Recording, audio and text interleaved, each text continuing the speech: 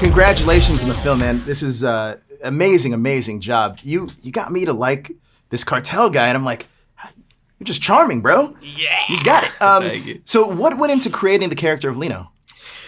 Man, I had to look into this guy and see what he wanted from life and where he came from, and especially where he came from. Like someone that gets to that level in that place in their life, you need to understand their journey. So seeing, bits and pieces of the script where they talk about his upbringing, that he came from nothing, and his identity, getting deported, growing up and feeling like he didn't belong. All those things helped me craft him and see that he was a hard worker, a hustler with a set of circumstances Sure. that were nothing desirable. So seeing that's where I crafted it from.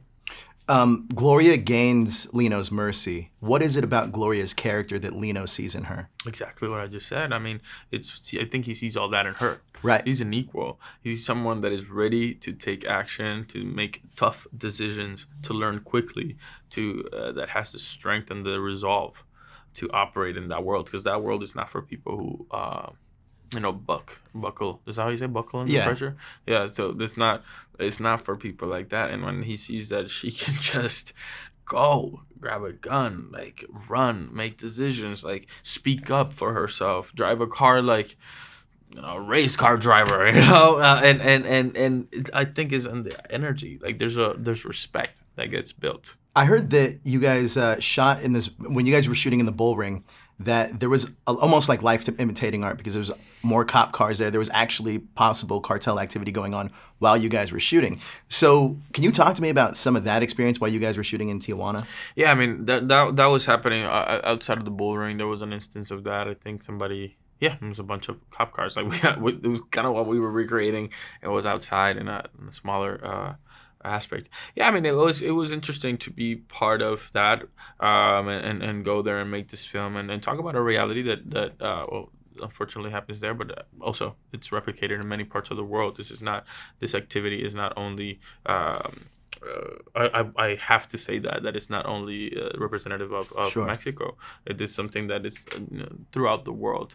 But also being there and seeing that, and also experiencing the culture of Tijuana and seeing that is so much more. Absolutely. Oh man, it was so incredible. Like Valle de Guadalupe is like the Napa Valley of Mexico. It was incredible. Like the restaurants, the food, the music, the culture. Again, it's important, like through this character, to show that he's that, but then he's also all these things. And there's like the complexity of who we are as a people to advance and expand people's thoughts of what often gets classified as this thing or that thing. So I'm not gonna lie, when you guys were eating those barbacoa tacos, I immediately was like, now I want one of these. And you have to, because they make such good tacos. It looks so good. It spoils you. No, but it's incredible. You have no idea. Have you ever been to Tijuana? Yeah, I spent a lot of time there in college. Cool. A lot of things I'd like to forget that I did there.